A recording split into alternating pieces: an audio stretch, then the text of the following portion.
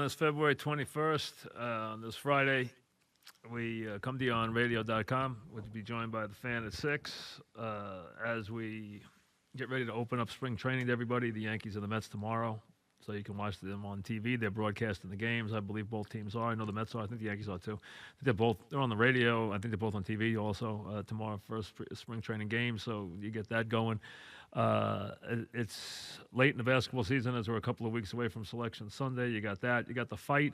The fight's big enough and getting enough attention. I mean, even my boys ask me about the fight. So it's rare that a fight gets any attention now.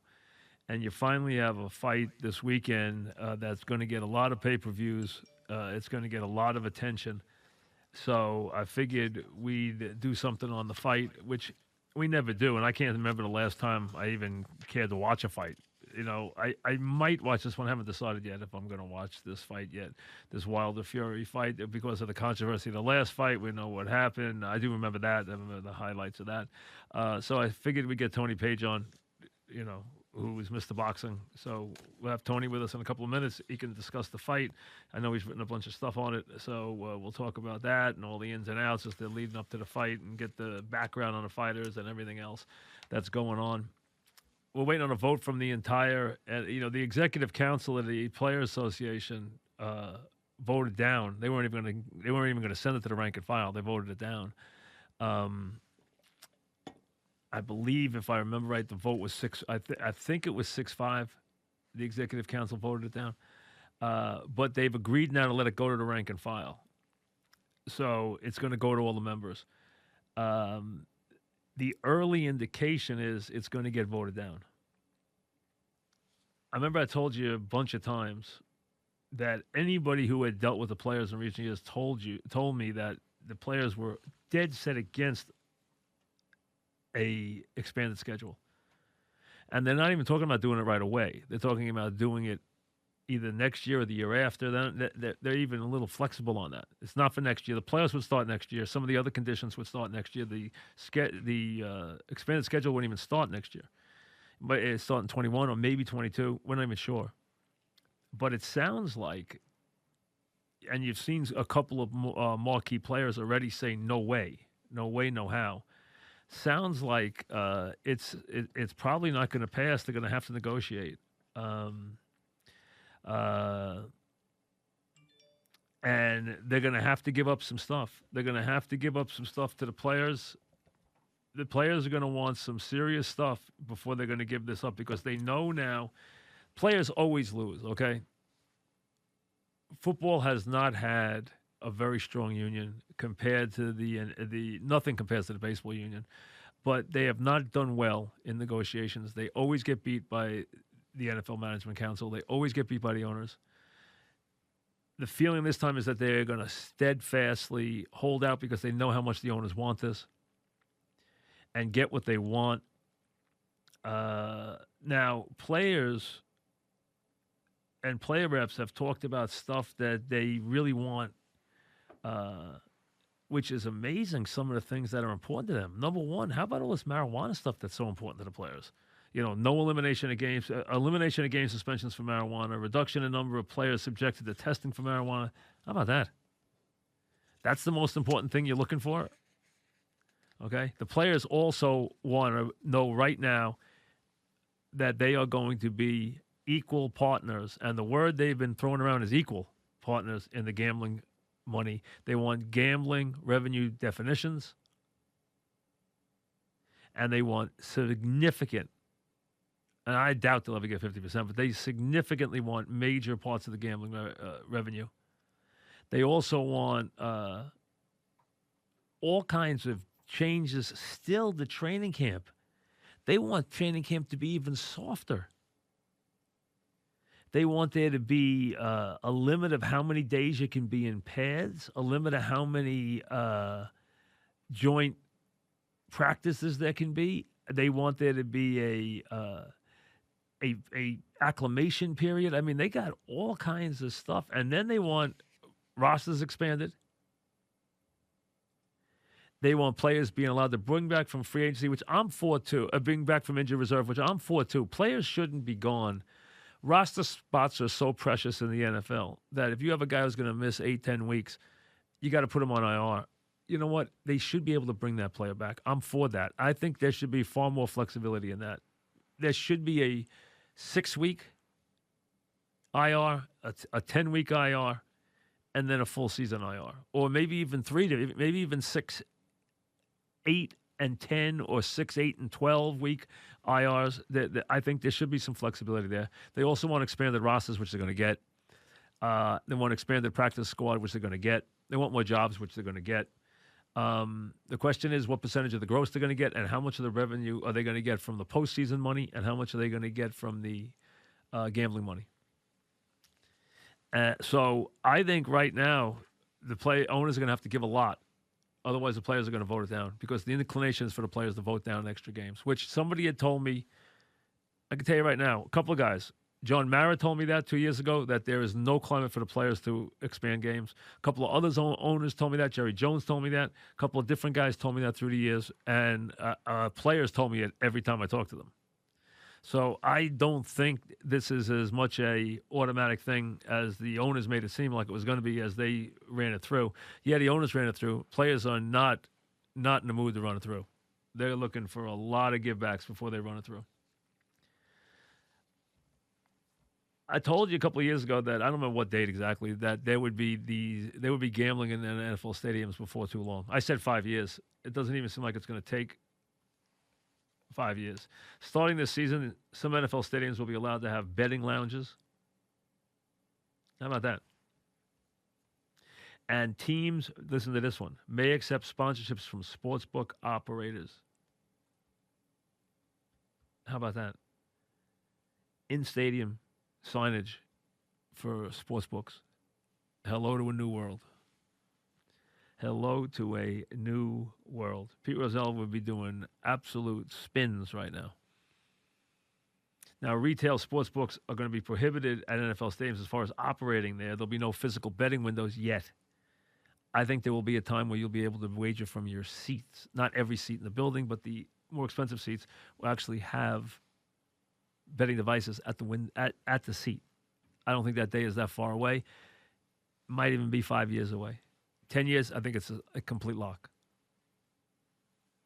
Now, the Wi-Fi will probably be so good in the stadiums then that will be so many levels into the whatever's past 5G. I guess 6G, whatever goes past 5G will be so good that, a lot of times in stadiums where there's so many phones you can't get good service, that'll be a thing of the past. And you can use your phone for anything anyway.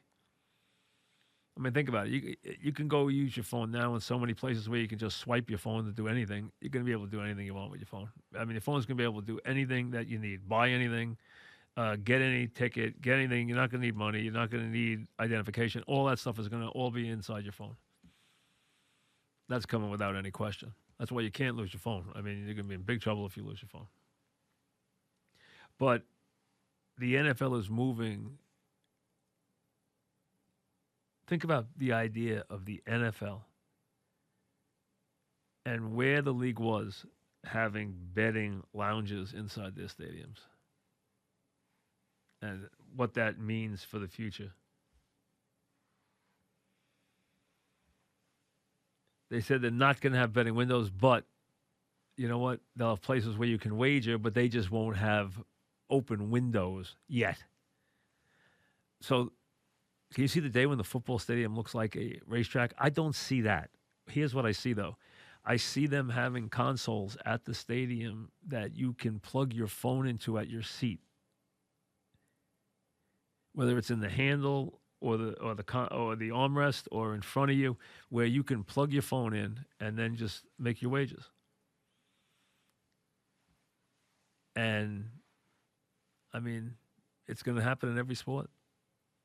And, in sports like baseball, you can wager batter to batter. Here's the odds on this batter getting a hit. Here's the odds on this batter hitting a home run. Here's the odds on this batter getting a walk. Here's the odds on this batter hitting a double play. Here's the odds on... It's logical. Now, you know how they have in-game betting now. You've watched it. Now, they have them during the breaks, as you see. And that's become very popular. They don't let you wager whatever you want on those wagers. That they're restricted. But you can still wager. To be honest with you, you can still wager a couple $1,000s on those. You can't wait. I mean, the one I've seen, you can wager up to $2,000 on one of those in-game bets at any given point. But you could bet every break. Every break they put a line up. And the lines are wicked. I mean, they take a lot of the lines take a lot of leeway. I mean, they are very, very, pro the bookmakers in that they'll put some crazy spreads on it. See, I always have a problem, and I do have a problem with this as a consumer. I don't like the splits. There should not be where, I pay out 900 on a win on an underdog, but I take in 1,200 on a loss to the favorite. Wait a second. If you take in 900, it should be 900 each way, and you get a fee for the bet. That's how it should be. It should be a fair wager. There should not be that breakage. That breakage is outrageous, and that breakage is there on all those bets, and that is really unfair. And it should be eliminated because I look at those and I get annoyed by them because it's not fair. Why should I not get the same number? Why should we not be betting in the same number? If I'm going to lay 1,100 to win 100, then I should get 1,100 when I bet the underdog, or at least 10.5 where the split's only half a point. Not one of these where I'm getting the dogs paying 9, but the favorites laying 13 or 14. I mean, that's ridiculous. It's not fair. There's no way you should have a split like that, but that's why they make so much money on these things. But I won't bet into those because I think those are very unfair. Just like when they make a line, like say the game stays 3, and they put it 3 minus 120, then 3 minus 130, then 3 minus 135. I won't wait to 135 on a football game. Now, in a baseball game, you'd wager 135 in a heartbeat, but in a football game, I will not wager. On a money line, that's one thing. On a game where I'm laying points, I would not lay anything more than 110 because you get killed on that. You get gobbled up. The VIG's going to get you anyway. It's going to get you at 110, but you got to win 55% of your bets to break even. So if you start laying 120 and 130, you have no chance. Not if you wager a lot, and not if you wager all the time. The VIG will grind you down and finish you off. But back to the original thought, gambling lounges at stadiums. And as you see, the players, one of the first things they talked about was getting the definitions of what gambling will be allowed and also making sure that the players receive a portion of the gambling revenue brought in by the league. They want a firm, mandated portion of the money. They want to know what wages are going to be made, and they want to know what wages are going to be allowed, where it's going to be allowed, and how much of the revenue do they get.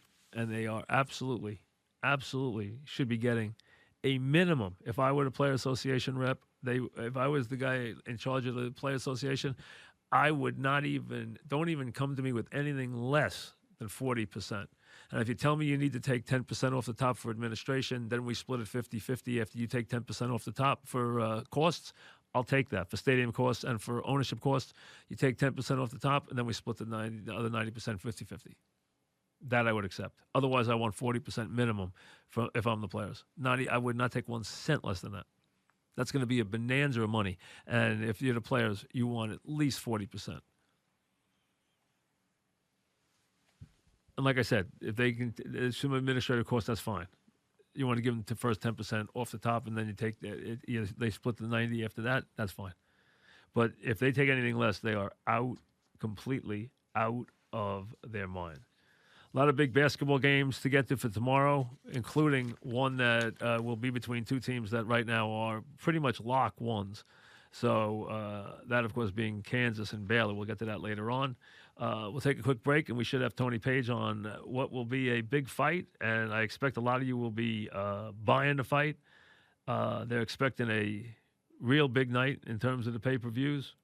I'll check what the cost is. I'm sure it's $99 or something. I mean, I'm sure it is. And I'm sure the fight won't start till midnight. You can count on that, too. The card will start at 9, and the fight won't start till midnight, not a minute before. You can take that to the bank. But I would think it's probably Probably $99, but I'll look. We'll check it out. We'll be back after this.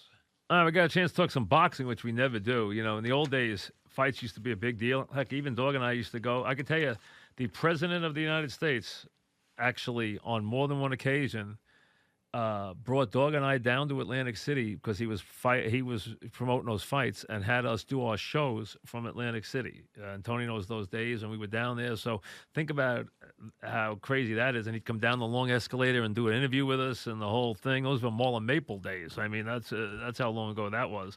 So, I mean, and there's nothing more dramatic than a good heavyweight fight. We never get one anymore. I mean, boxing doesn't have nights like this anymore, but it looks like they got one coming up. And finally, about that, even the average person is talking about, and that will be tomorrow. Tony will give us an idea on how many they're going to do as far as views. I'm sure they'll do upwards of 1 million. I'm sure they might even be thinking they're going way past there. I saw the price at $79. I think that, I don't know if it varies on different systems, but I saw it at 79. The Wilder Fury fight and Tony Page, who you heard forever on the Fan, and he still does his boxing stuff. You saw his column in the Daily News the other day, or online on the Daily News, wherever I saw it, and it was printed out for me. But and he's still doing. Last time we talked to him when he retired, he was getting ready to write a book. So Tony, how you doing? I'm doing quite well, Mike. How are you doing? Good. All right. First of all, are they expecting this to be a bonanza on pay-per-view? I think so. I don't. They might get up to 2 million buys. I'll tell you one thing. This is a surprise. Of all my years in boxing, this is the first fight I've actually bought.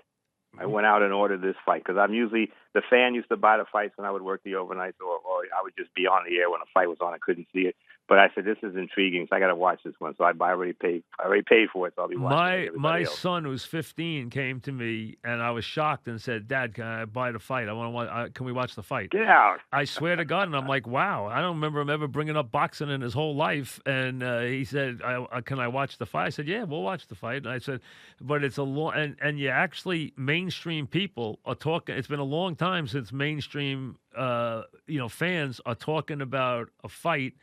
And this fight looks like it's captured that kind of imagination, which is nice to see. It doesn't happen very often. Now, tell me this. The first fight, did you think it was fair? It was controversial? Where did you come down on the decision? I actually scored at 115, 111 for Wilder. I thought he did enough to win. Fury is a herky-jerky kind of fighter, and sometimes that impresses certain people. But I thought he was the aggressor, and those two big knockdowns. If he hadn't gotten the knockdowns and won those rounds, then maybe it's a draw. But I just think he's messing with the wrong guy. Wilder is a very dangerous fighter, and the first fight I gave it to him, I have no problems with a rematch. And it's funny, I've had more calls from non-boxing fans calling me, asking me, "What do you think?" That tells you there's a buzz on this fight. All right, now talk to me about. Tell me a little bit about the fighters. Wilder's the puncher. We know that. Tell me a little bit about Wilder. I did one of Wilder's fights for international television, maybe his 6th or 7th fight, and I said if he ever controls his punches and he doesn't make them so wild, he's going to be a very special fighter. Well, he still throws punches from behind his head. He just gets caught in the moment, but he generates so much torque and so much power that we haven't seen. You can't teach height, you can't teach power, and he's got them both. Even though Fury's a little bit taller, but Wilder has a tremendous left jab. He has a tremendous right hand. He has a tremendous left hook. So there's so many different weapons he brings into a battle. Serious punching power, right? Yeah. Yeah. So we're talking Ernie Shavers type of punching power. Tyson. Maybe even Foreman was so powerful, but he was short punches. This guy just wears up, and I was watching some of his knockouts. It's so much power that comes in. His punches are so fast. I think that's the thing. You don't see it coming. And if he sticks a jab out and brings a right behind it, it's good night. So he can take you out with either hand, this guy, right? Yes, absolutely. Okay. Now, guy from Tuscaloosa, Alabama, right? Mm-hmm. Now, the other guy got a wild background, right? I mean, this Tyson Fury gained a lot of weight, right? He got over 400 pounds. He's had all kinds of problems off the out of the ring, right? He's had all kinds of substance abuse issues, right? This guy's had a wild life, right? Absolutely. And now he's There's something about him. When I interviewed him for the Daily News, very engaging, a nice guy. He's a great interview. But I don't see what the draw is of this guy. I mean, he beat an old Klitschko, and that's fine. A young guy always beats. Colorful though, colorful character, yeah, right? Very colorful. Right. Oh, he's hilarious. Right. But he's not a big puncher. He's really huge, and a couple of things that the red flag for me that he said he's going to knock out Wilder in 2 rounds, which you're not that big a puncher. His trainer says he's putting on more weight to bring more power to the table. Weight does not equate power. If that was true, then Butterbean. What's this guy going to fight? What's this guy going to fight at? What weight? He was 256 for the last one. His trainer's hitting at 270, which I don't. Oh, that's not real weight. That's not wrong. Good weight. How tall is he, Tony? No, he's 6'9". Oh, he is. Okay, so he's that tall. Yeah. So that might be a legit. But this guy has trouble getting in shape, right? Well, he gets in shape as best he can. But if he's 256, the weigh-ins today at 6. If he comes in at 260, okay, he's 4 pounds more than the last time. That's fine. But if he's in the 270s, that's not a good sign. And the other thing was a red flag. At the press conference, he had these big sunglasses on. His last fight against a guy named Otto Wallen that nobody ever heard of, even though he beat him in 12-round decision, he broke open Fury's eye to the tune of 47 stitches. So I'm wondering if the eye is still raw. And he was also cut on his lip at the press conference when he came in. So he must be having a rough camp. Now, this is a guy who, as I've seen in the limited things I've seen about him, he's had a lot of issues, right? He's had some mental health issues. He's had drug issues. He's had a lot of stuff go on in his life, right? And the strangest thing is the trainer who's been with him the longest, who came, he was up to 400 pounds. He had a coke problem. He had all kind of issues, mental health. And they bring him back, and months before this fight, he fires a trainer and he hires Emmanuel Stewart's nephew, which, I mean, at this late date, you're making a change. That's another red flag for me.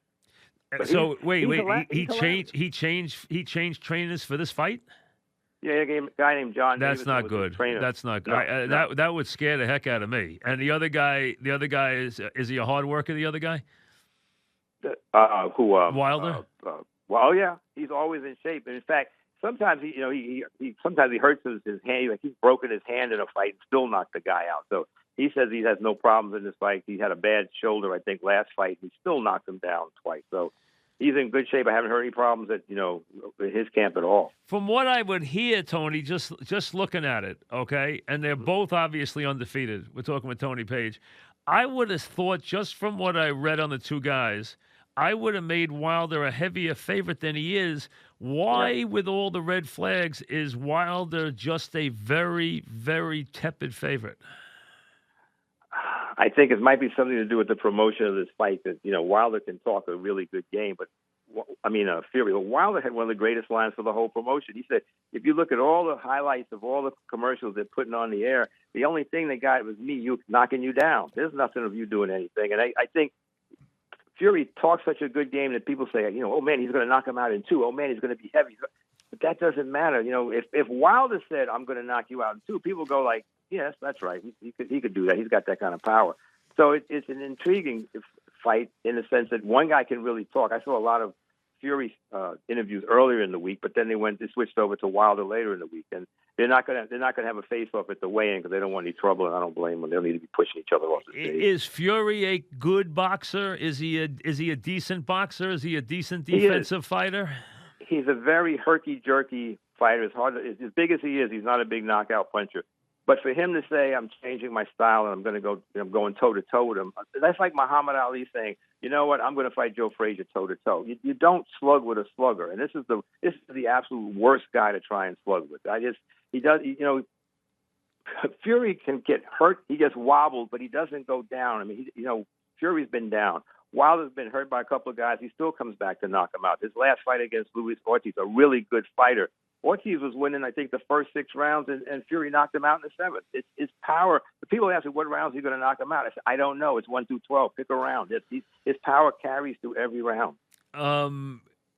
Could Wilder win this on points? Can he carry a fight and win it on a decision, or does he have to knock him out? He could, but I think for him, it's a knockout. He wants the knockout. I think it was 42-0-1 with 41 knockouts. He wants the knockout. Can he go deeper in a fight? Can he last, or is he a guy who's only good for 4 or 5 rounds? No, he's gone. He went 12. When he won the title, he went 12. The last fight against Fury, he went 12. He can go 12. He's one of those fighters that I train for 12, but if I knock him out in one, so much. You get some guys that are training for a one-round fight. They don't get it. They're in trouble. All right, Fury, he can go 12. People ask me this question. Let me ask you: where have all the American heavyweights gone? Why do we no longer have? Forget up Muhammad Ali, who's a generational person. Why don't we have Larry Holmes? Why don't we have Ken Norton? Why don't we have a George Foreman? Why don't we have any American heavyweights anymore? Probably basketball and football are your answers. You see, in the old days, and you and I remember this, when a guy won an Olympic gold medal, the networks were flocking to sign those guys up. Well, you don't get many guys winning gold medals anymore. The networks don't really care about boxing anymore. And so I'm taking less money to fight all these fights that, maybe I get a title shot in my 20th fight, where I go to if I'm good enough to play in the NBA, I go 1 year in college and I'm making a ton of money. It's just the lure is there. It's always been the lower economic people always fight in boxing, whether it's Irish, Italian, right, German, American, Black, Irish. It doesn't matter. But there's other options. Like, why should I take a punch when I can do this? And, if I'm good enough to play basketball, do I play basketball, make a lot of money, or do I get my head caved in from boxing? Right. So the assimilation that's always gone on in boxing has even happened with the black athlete. He's going to go to football. He's going to go to NBA. He's not going to go fight anymore. No, I looked at an old documentary that HBO did on Sugar Ray Robinson. I think he had 179 fights. Archie Moore had 200 fights. Nobody's doing that anymore. It's like, let me, if I can get 30 fights and get out of this, that's what they'll do, and hope they make a lot of money. Floyd Mayweather's he's different than the average. Well, fighter. Think about this: how many? And now maybe he would have retired earlier. I don't know, but think about if Ali wasn't thrown into exile, which was one of the most criminal things ever done in the history of this country. And I give him great credit because he was never vindictive about it, and he never sued, and he could have sued and won a fortune, as we all know. And he never sued the country, and he really wasn't even that bitter considering what went on. I mean, they took 39 months out of the prime of his career. I mean, the best days of his life they took from him. He probably think about how many fights he would have fought, though. He would have fought an incredible number of fights. I always thought about that. Maybe he fights George Foreman a little bit too soon, and he gets knocked out. That's the end of him, and he's still alive today in good shape. But everything works for a reason. You're right. If the money was more, I mean, think about it. When he fought Frazier, made $2.5 million. That was unheard of back then. Now guys are like, you offer somebody 2.5, they're like, nah, I don't want that. You got to give me more. Right. It's always that's money. Changed in every sport. But I mean, what people don't realize, I mean, if you watch the movies, you know it. I mean, Frazier was actually giving him money. He didn't have any money in those days. I mean, he was broke. I mean, they had shut him off. And the guys who he took care of financially, they didn't take care of him when he was out. I mean, you know that. I mean, so they, like every other boxer, he got screwed too. But that it's amazing. It's funny. I'm sure you've thought about it. You might even have opined on it. What would have been Ali's arc? What would have happened to him had he fought? Because the Ali of Cleveland Williams and that unbeatable Ali would have gone on for probably 2 or 3 more years minimum, right? He probably would have cleaned out the division because he would have got Frazier when he was if he wouldn't have fought Frazier in 71, he would have fought him earlier. He probably would have fought Foreman earlier. Maybe he gets beat by Foreman. That's it. But maybe he does it. Larry Holmes, he was a sparring partner. He probably wouldn't have fought him yet. He probably would have retired and came back like a lot of fighters did. But his arc would have been bigger, and he good Lord, maybe he'd still be with us right now. Yeah, you don't know. I mean, really, the one guy who always gave him fits, even I think would have at any age, was Norton. Norton always gave him trouble. That was a bad matchup for him. It really was. Styles make fights, and that wasn't the right one. No, that was always a bad one. We're talking with Tony Page. So tell me this. What do you look for from this fight? Is this going to be a good fight? Do you think it's going to be a long fight? Do you think it's going to be a short fight? What are you expecting tomorrow? I expect a knockout by Wilder. The irony of ironies would be if he knocks out Fury in the second round after Fury said he knocked him out in the second round. But I think the second round is going to be a very interesting round because, that's the round he says he's going to knock me out. And I think Wilder might try and, outshoot him in that round. But the thing is, while we might all be waiting for round 2 to see what happens, don't take your eye off the screen because Wilder was going to try and knock him out in the first round. There is no feeling out period with Wilder. There is more sense in Fury to get the lay of the land. Wilder's the same with every fighter. He goes out there, let me put a right hand on your chin, see what happens. If that doesn't happen, let me put a left hook on your chin and see what happens. He's just going for the knockout. What were you expecting before the first fight? Were you expecting Wilder to win? Yeah, I was. I didn't think it would be that difficult, but the more you watch Fury, it's just you can't get your timing down because he always moves around, and I still think that's his best way to beat Wilder. But if he's got this idea that he's going to go and slug with a slugger, he's going to be knocked out. I wonder if it's the traveler in him, the gypsy in him, that he'd rather be knocked out, and that would be more than losing on points or something. He's not going to, if he's going to have to really hurt him, and he doesn't have that kind of punch. Is Fury as intelligent and as captivating as they seem to try to make him? Is he, listen, we don't compare anybody. Dave Anderson used to say about Ali, he's the only athlete I've ever been around that you just had to just show up and throw open a notebook and away you went. I mean, you didn't have to say a word. I mean, it was a show every day. And we all know that was one in a zillion. But is this guy actually good at this stuff? Is he actually really good on his feet? And is he actually a very smart kid? Oh yeah, if he was a little bit smarter, his game plan would be to smother Wilder and just throw body shots and pound him and be prepared for a long contest and just get inside his punches. Because once you hug him, his punches come from so far around, they're going to be looping around you, and it won't be that much damage. But you stay outside, you got trouble. But he's real smart, bright. He's done work in the WWE, and I could see him in movies. I mean, he's very engaging. He's like you said, you could say, Tyson Fury, I'd like to interview, so go. And he just start writing because he knows what to do. He knows what to say. They've both done a great job in promoting the fight. ESPN and Fox are two fighters. Since their last fight, who's fought the better fighters? Oh, Wilder. Wilder fought an Olympian, Dominic Brazil, who stinks. He knocked him out in one round. Then he fought Luis Ortiz, who gave him a tough fight the first time they fought. He stunned Wilder, and Wilder knocked him out in 10. The last fight that Wilder had was against Ortiz. Now he knocks him out in 7. Fury fought two guys. I don't even know who they were. A guy named Thomas Schwartz. I never heard of him. He stopped him in 2. And then Otto Valen, he went 12 and busted his eye open. Both guys were undefeated, but they were undefeated fighting like you and me. They would never heard of each other. I can't believe Arum is still doing this. You know that? I mean, Arum's out there doing this at 88 years old, huh? Don King is basically he's pretty much done. He doesn't have any fighters left. But I remember. So we don't see Don King. We don't. Do you ever hear from Don King now or no? No, it's a couple of writers I know talk to him. He's done Florida, and he has maybe 1 or 2 fighters. How old is Don King? Is he as old as Arum? About the same. About the same. Okay. Arum. And One thing I give him. And Arum was a curmudgeonly guy 30 years ago. He was cranky. He still is. Yeah.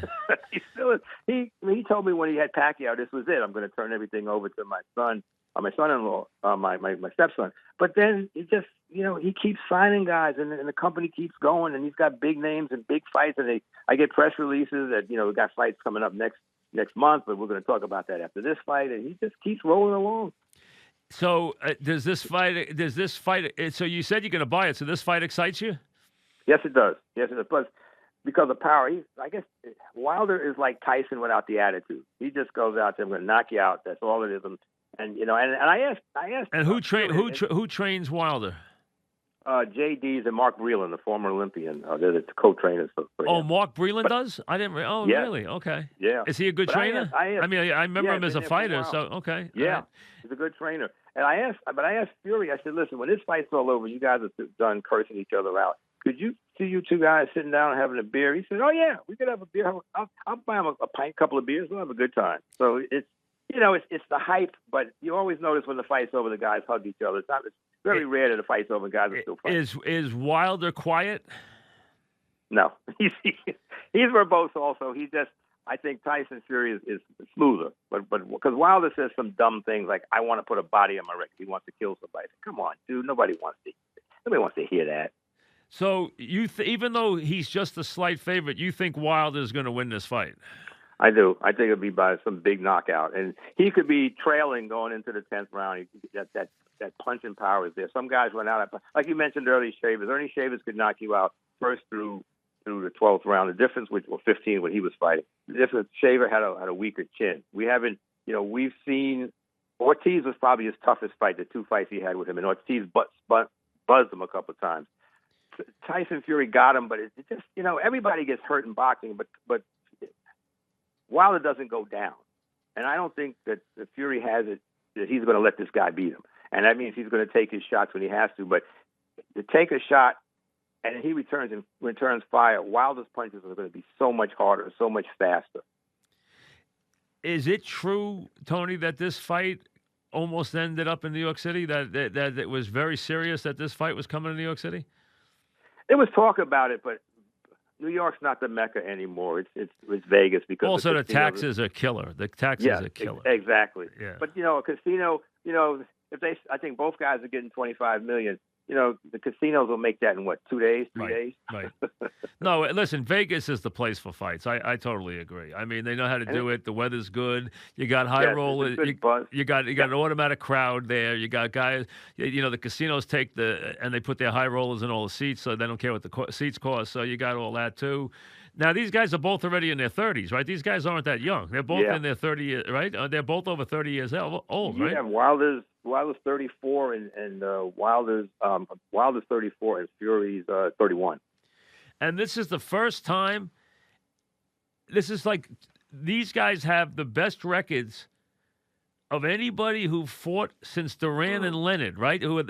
As far as combined records, these are the best combined records that two boxers have taken into a championship fight since Leonard and Duran, which is amazing when you think about it.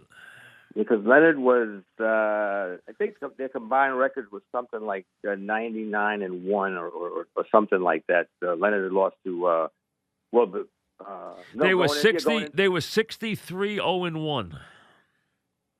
Yeah. According to this, 63-0-1.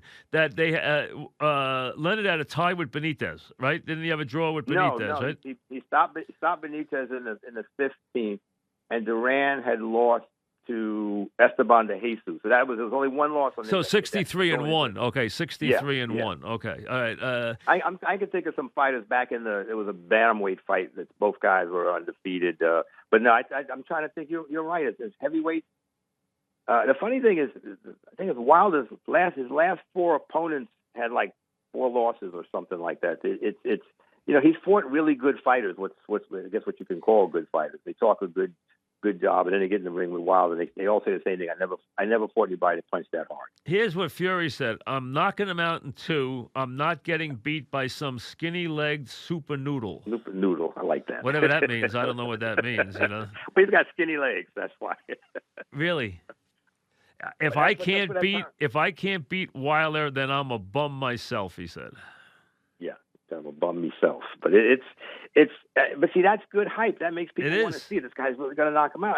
But if Muhammad Ali said, "I'm knocking out Frazier in 2 rounds," or "I'm knocking out George Foreman in 2 rounds," everybody say, "Wait a minute, you maybe you could, but that's not your style. You got to tire the guy out. You got to wear him down." And Fury's style is herky-jerky, jab, and get you deep into the fight. He went the distance with Klitschko. He went the distance with that guy, Balin, who I never heard of. But Wilder's offense is completely different. It's like seek and destroy. I must knock you out. It's almost robotic. He could win it. Both guys could win a decision, but I think Wilder throws so many punches and so many hard punches that influences the judge when you land a shot and spray goes off your head into the second round. We know when you turn that on, it's not going to come on until midnight. So the card will come on at 9. Is there anything on the undercard worth watching? No, we mentioned Don King earlier. Give Don King all the credit in the world. He loaded up his pay-per-view with like 4 or 5 championship fights, and you'd be like, "Oh God, when is this ever going to end?" But you were getting some form of a title shot. I think there's a couple of. I think there's 1 or 2 title fights, but they're lower weights. No big name. The only name that I recognize is a heavyweight, Charles Martin. He was a IBF champ, and he lost his title in 1 round to Anthony Joshua. So I'll be curious to see what he looks like. But I know I'm in for a long night. The fight might end. If it goes a distance, it's got to be after midnight. Maybe later than that. What's the future for the loser? Is the loser still a viable candidate, or is this his big day in the sun? The way boxing is, I think there's still matches to be made. I think they might get another shot at something.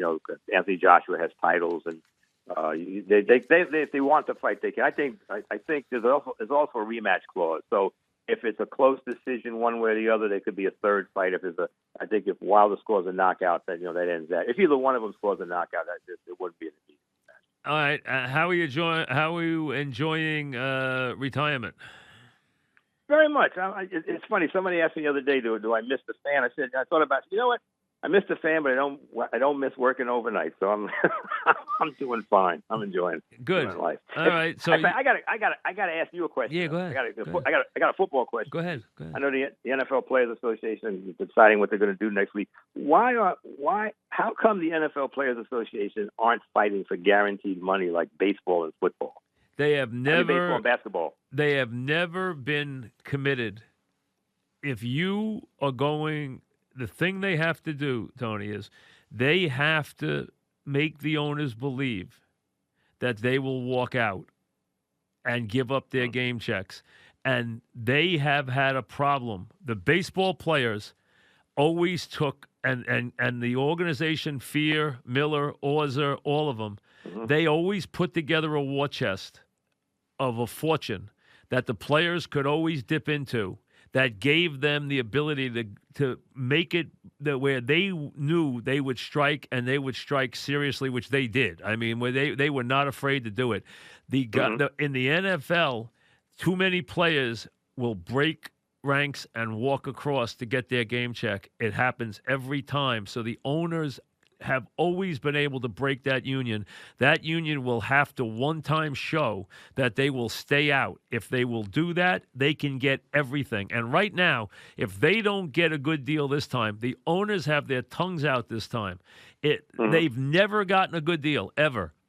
And they don't want this deal right now. They've made it very clear. The executive council voted it down. It's still going to the rank and file. It's still going to the rank and file. And they're already asking for the right stuff. Some of the right stuff they're asking for, including a big portion of the gambling revenue, which is absolutely important for them. They should be getting playoff revenue. They should be getting a lot more jobs, which they want to get extra games. They want jobs. They want guys coming back from the injured reserve. They want more practice players. They're getting all that. But they have got to get a huge chunk of money from the postseason and a huge chunk of money. And the biggest thing they're talking about is marijuana testing. Give me a break. What are you worried about marijuana testing? I mean, God, my God, I talk about not having your eye on the ball. But they have – here's the thing. The owners have, to a man, believe they can break that union whenever they have to. And that union is going to have to one time – prove to these owners that they'll stay out, because too many NFL stars come across for their game checks as soon as they break rank, and that is a huge problem, and it doesn't happen in baseball. How long before they get a spine? They have never shown one, and that's why they've never won. They've been beaten every single time. The NFL Management Council and the owners have beaten the players every single time. And you know what? This was the time to stand up. Yeah, this is the right time to do it. First thing they should do is shoot this down. Now, if they listen to Watt, you heard Watt shoot it down completely. Shot the thing down completely. No chance has this ever got a chance. The council did the right thing voting it down, because the owners want this, and they want it now, and they want it in a worse way. They're willing to give up concessions. They really are. So the players, this is their chance to show that, as you said, they have to grow a spine, because they never have. And the owners have never believed that the players will keep rank. And the players in baseball, they knew they would. Here, they don't think they will. And that's what's always hurt them. That's a shame. That's a shame. Talk to you soon. Thanks. Hey, man, enjoy the fight with your son. Thank you, Tony, very much. Tony Page. All right, there he goes. He likes Wilder. Now, Wilder is only a slight. He's basically a 6-5 favorite. The way Tony talked about it, he thinks Wilder's going to beat him up pretty good. Plus, he's worried. I don't like some of the things I heard about Fury. I don't like that he changed. I don't like that he comes in with sunglasses on. I don't like that he got hurt in his last fight. I don't like that he changed management. He changed trainers. I don't like any of that. So, Wilder, from what Tony made it sound like, Wilder should be a bigger favorite than he is. So right now, it's 6-5. That's it. Wilder is a 6-5 choice against Fury, pay-per-view tomorrow night. I believe $79 is what it costs for the fight. $79, which I understand is expensive. If you get a 2-round fight, now you're going to get fights starting at 9 o'clock. So what you do is you have 2 or 3 friends come over and they all throw in $25 and you got your, so if you want to do that. Or, if you got one friend that's got a little more money, then he can pay for the fight. That's all. Go to his house. That's all, So, I'll tell you to come over to my house and watch it, but you know what? It doesn't start till midnight, so that's not happening. So, it starts at midnight. So that's the problem with this thing. The fight doesn't begin. By the time they're in the ring, it will be 11:45. That's the problem with these things. And if they don't give you some good fights on the way in, then it is tough to stay, just sitting there watching just nonsense until midnight, waiting for the fight to start. But the fight's got a good buzz, and it's been a long time since the fight's had a good buzz. All right, we'll be back after this. A couple of big games. Right now, the top 4 seeds in the country, barring something changing, are in no particular order. San Diego State, which is undefeated, Gonzaga, Baylor, and Kansas. Kansas plays at Baylor tomorrow. Big, big game. I think Kansas is the best team in the country right now. And I don't usually like their style. I don't like their program. But I think they're right now the best team in the country. Baylor's a very good team. Baylor's a team that is a legitimate Final Four team. Had a wonderful season. The winner of this game has to worry about nothing the rest of the way. The winner of this game locks up a 1 seed. The loser doesn't get hurt unless they get run out of the building. This loss will not hurt you. The win will help you. The loss will not hurt you. Both teams will probably be 1 seeds. If you look on the 2 line right now, Duke is always there, but they're just coming off a 22-point loss at NC State. If they win it all, you can always plop Duke in the East as the 1 seed. That's never hurt, and the tournament committee always likes to do that. That would put Duke in the Garden in late March. The East Regionals in New York.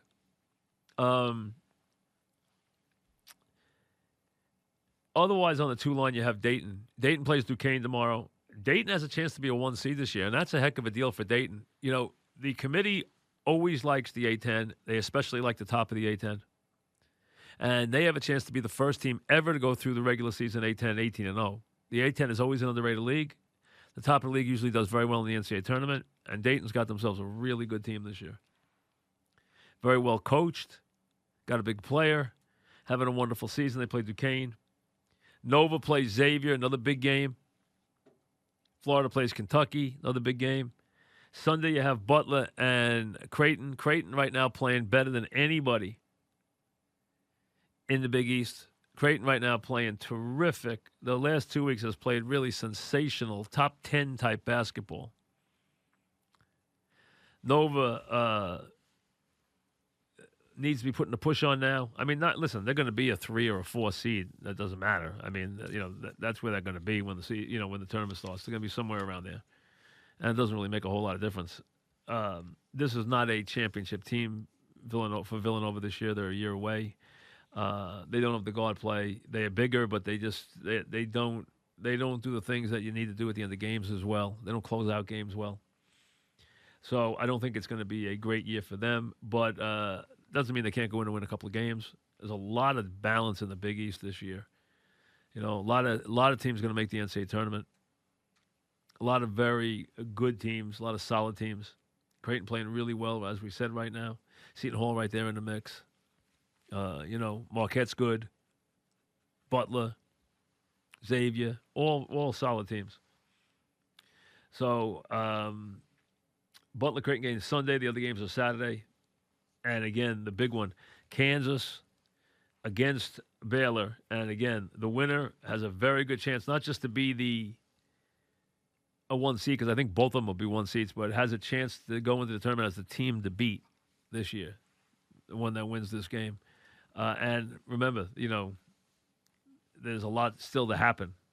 Conference tournaments. There's still a lot to go on here. But this is a very big late February matchup and a game that has overall number 1 seed kind of implications as far as and I think, gun to the head right now, I think Kansas is the best team in the country. It doesn't matter to be the best team on February 21st, but I think they are. Let's see if they can prove it tomorrow in Waco. Tough place to play against a tough team to match up against. So it'll be interesting to watch. When we come back, Mike's on. He's ready to go. On the Fan. New York Sports Radio. Mike's on. Mike's on.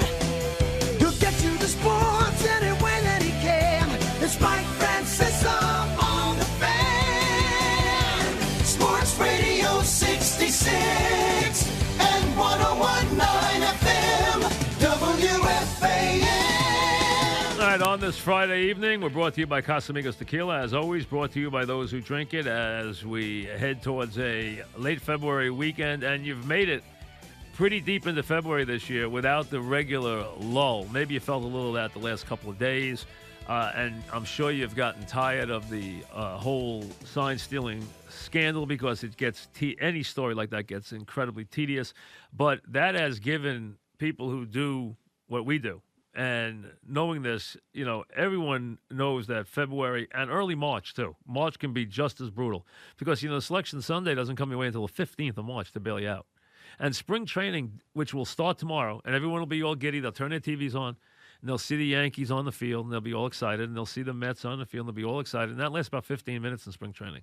Because unless you're at spring training, which you can, you know, you sit around, you watch the ball game for a couple innings, and you think about where you're going to play golf. I mean, that's basically it. Because how much of spring training are you really going to care about? The nicest thing about spring training is you look at the warm weather, it makes you feel better. It's right around the corner. And you know that spring is going to be here before too long. That's what the best thing you can take out of it is that, it gives you a nice feeling. I always, as a kid, I used to always look forward to when I was getting ready to go to school bus as a kid. My mother religiously listened to WNEW-AM.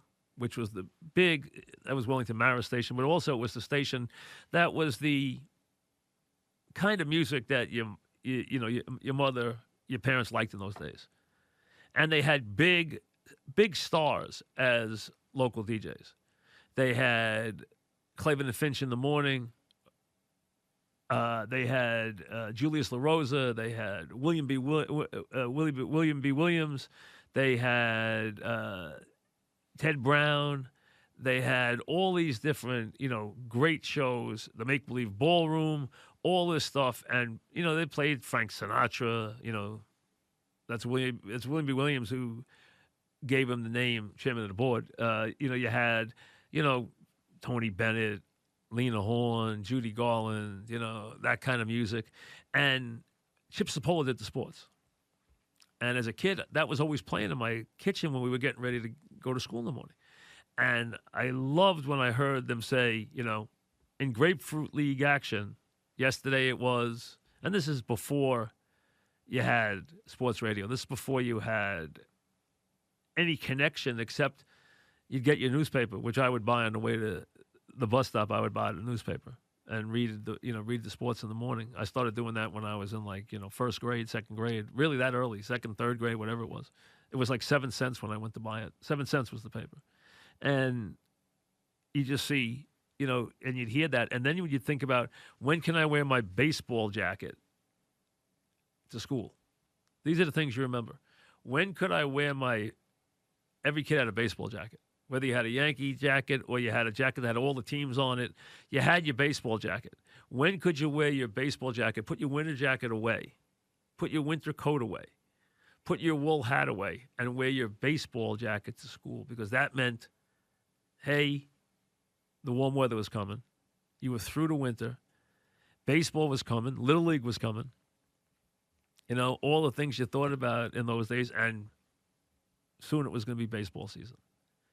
And the birds were chirping and the whole deal. So my whole life, I've had that image in my head of Chip Sapola doing the sports and mentioning the Grapefruit League. And in those days, it was all the Grapefruit League. There was no Arizona in those days. It was all great. There was a little Arizona, but it was all Florida was it. And you had all that, all that Grapefruit League action to get excited about. But another key you got to remember was putting on the baseball jacket, wearing it to school. No more wearing the, big cumbersome winter coat. with the wool hat, the gloves, and all that stuff. So spring would come, and tomorrow is one of those days as you start that, and at least you get those couple of minutes of watching that first game. Everyone turns the first game on. 1:10 tomorrow. Mets in a split squad. Yankees playing the Blue Jays. They play the same teams 9,000 times because, hey, if you look, they all don't have that many teams around them in Florida anymore. Arizona's set up much better. And, you wind up playing a lot of split squad and a lot of the same teams over and over and over again. But that's the way it goes. That's the way it goes in Florida. So you're up in that Port St. Lucie area as an example. You know who you're going to be playing. You come down to West Palm and deal with that. Play at the Roger Dean Stadium and, bounce around a couple of different places, go play the Tigers here and there. And, Yankees and Mets don't play. I mean, they used to play once in spring. I don't even think they play in spring anymore. I'm not even sure if they do this year. Last couple of years, I don't even think they have in the spring training anymore. They used to. But you get ready for that. And finally, it's on the field. And you're a month away. You're really exactly a month away from the start of the baseball season. So it's fun. It used to be that you'd get through the entire NCAA tournament and then have, Final Four weekend, be thinking about the Masters, but then opening day would be right there. I remember going to opening day in Kansas City and doing the NCAA championship game that night. Going to the afternoon game in Kansas City. And then that night it was Kansas, Oklahoma. Danny and the Miracles. Okay, I remember. So think about it, when a lot of times it opened on the same day. But now it's opening very early. They'll be in regional weekend. They'll be just starting regional weekend when baseball starts. And then you're still a couple of weeks away from the Final Four. And then, of course, right off Final Four. On Final Four Monday night that Thursday of that week, you're hightailing it for Augusta. And it's never too early, never, ever too early to think about the Masters, because there is, as you get older, no surer sign of spring. As big as Easter is a sign of spring, the Masters is a sign of spring and warm weather. And, you're thinking about this weekend where it's going to be, I was thinking fun day, it's going to be 55. If I went over to the golf course, there'd be people playing. Yes, on temp greens, but they'll be playing this week. 55, is almost where you're not afraid to take the club out. I mean, some of you guys are crazy. You're playing 40, not me. I can't. 40 is a little much. 55, 60, all right. 60 for sure. But 45, no thank you. 40, no thanks. A lot of wind, no thanks. Not this early in the year. But before you know it, right around the corner, you come off that. I always think of it from my good friend Jim Nance, who has a championship game on Monday and then has a big smile on his face as he gets on that jet the next morning, and or even that night after the wrap party for the NCAA tournament, and then heads to Augusta and gets ready for the best week in golf in the year. The only thing wrong with the Masters is that it's over too quickly, because we look forward to it for so long, and it is. Now, when you think about it, right around the corner, you think about certain dates that it just hit you. The first time you see pitches and catches, the first time you see the first spring training game, which will come tomorrow, and then Selection Sunday, which gets you through that week, and then opening day and the Masters. And then you're into the Kentucky Derby and the NBA playoffs and the NHL playoffs, and you're off and flying.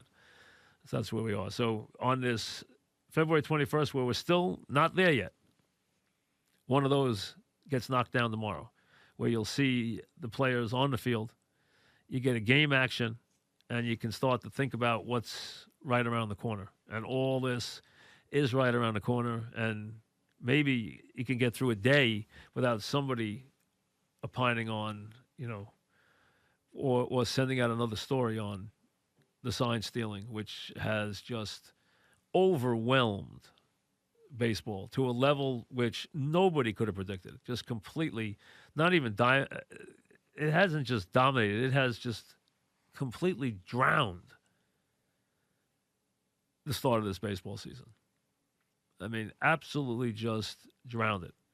The other story is the NFL and where the players are right now. You got some interesting college basketball this weekend, including a big game between Kansas and Baylor. If you're interested to see who reigns supreme right now, we'll get to all that right after this. Take the last 30 seconds of that commercial that you just heard, and every time he speaks at the next debate, pivot into that statement that he made and just make it. Because you have to have your pivot move at these debates where you answer the question, hopefully with a pithy comeback, hopefully with a comeback that turns into a soundbite, which he gave you one of those where he said to Bernie, this is unbelievable. You have to be the richest socialist who's ever lived. You got three houses and you're a millionaire. So that was a great line. But he was the worst debater I think I have. We've seen some bad debaters through the years. We've seen some bad debate performances. That might have been and they picked on him, which they didn't just pick on him, they savaged him. I mean, Elizabeth Warren just absolutely, she did everything except take out a 2x4 and hit him over the head with it. She absolutely savaged him. His performance was so poor. He did not even know. Here's a man who is let's be honest, this guy is a brilliant man. He's built one of the great American success stories in history.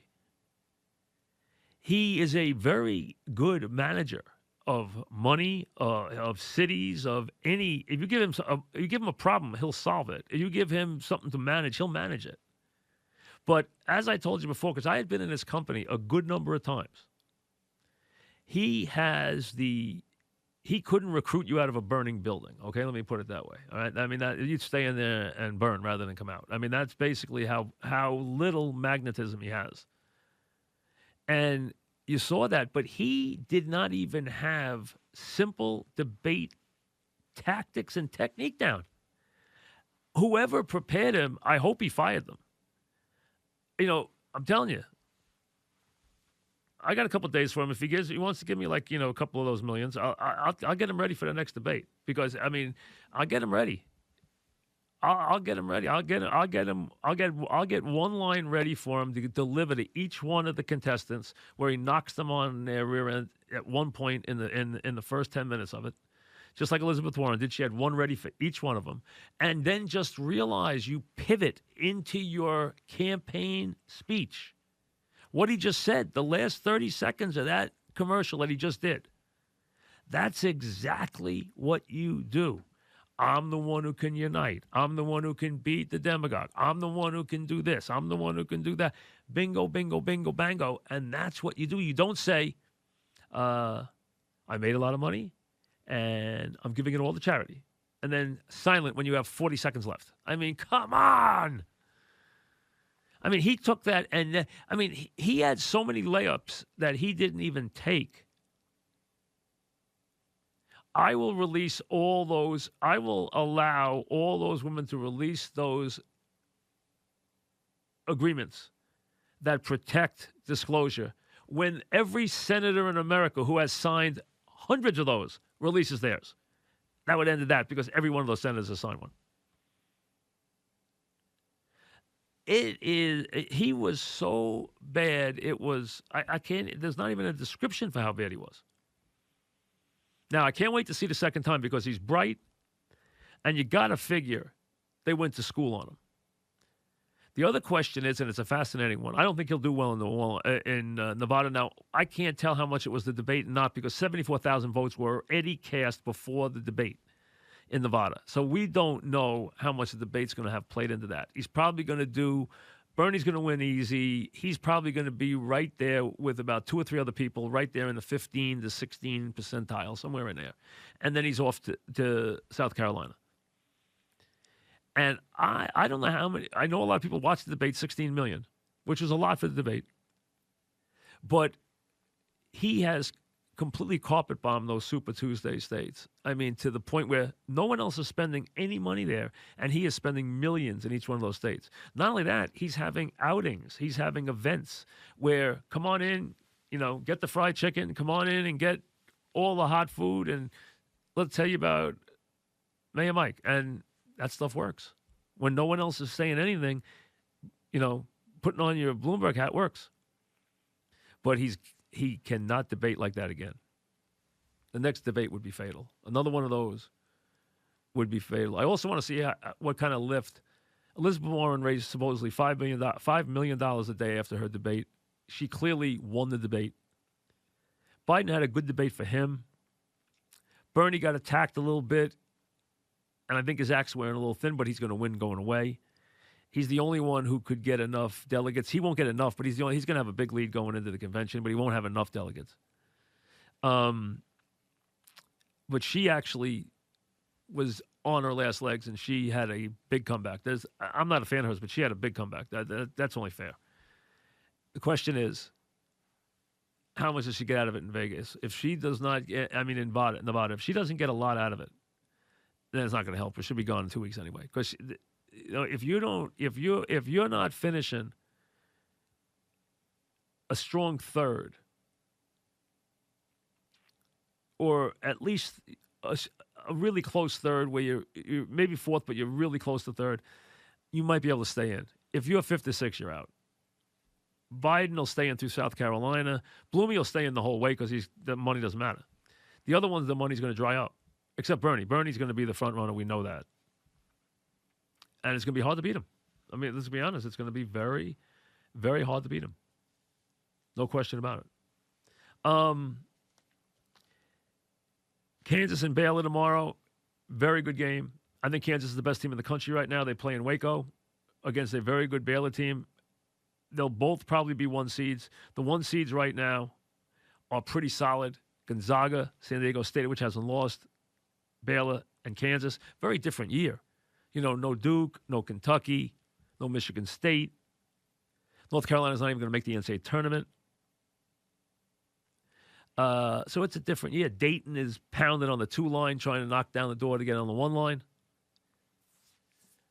And you got a lot of teams sprinkled in after that. You got your Big East teams, which are going to be sprinkled in 3rd and 4th and 5th seeds.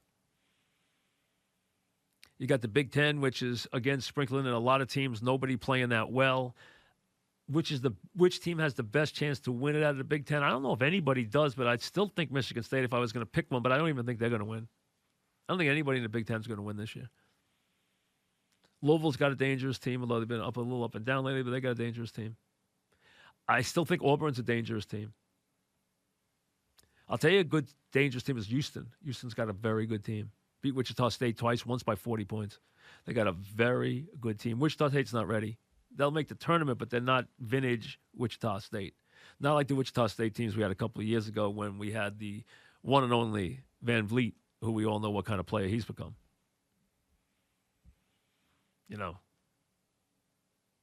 God forbid the Knicks get a player like Van Vliet. How many years did I talk about Van Vliet on the show?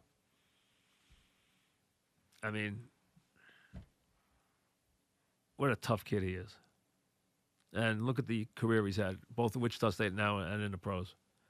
Just a wonderful, wonderful career. All right, let me get a couple of calls in. So, spring training tomorrow, some college basketball this weekend. You got Nova and Xavier. You got Florida and Kentucky. You got Creighton playing really well. They got Butler. You have Dayton playing Duquesne. But the big one, of course, 2 teams playing for the top of the polls, Kansas and Baylor. And I think right now Kansas is the best team in the country, so I'll go with them to win on the road at Baylor, which will not be easy. But I think Kansas right now, I think the Jayhawks right now are playing better than anybody in the country. I really do. Larry in Coram starts us off. What's up, Larry? Hey, Mike. Larry from Coram. Yes. You speak to my dad a lot. I've been trying to call you the last 12 years. Big trying to call me for 12 years. Go ahead. What's up? I've always listened to you at rush hour, so I never can call you or whatever. So you speak to my dad, Bob from Riverhead? All right. Well, what's on your mind today? Yes, I know who he is. Go ahead. What's on your mind? Anyways, out of the 4 major sports, who is one athlete or person involved in sports that you always want to interview that you never have? Oh, that's my question. Well, thanks for the question. So that's a February question if there ever was one. I've said it a million times. Always want to interview Joe DiMaggio. Dog and I tried very hard.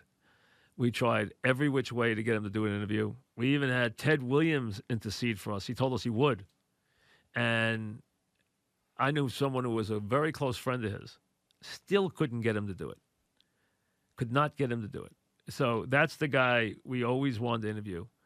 I can't think of anybody else that I haven't interviewed that I mean, I'd like to do a long sit down. You know what I'd like to do a long sit down with? Who I'm trying to do a long sit down with now is Mark Cuban. I want to talk to him. He interests me. I would obviously like to do a long sit down with Tiger Woods if I could. That'd be fun.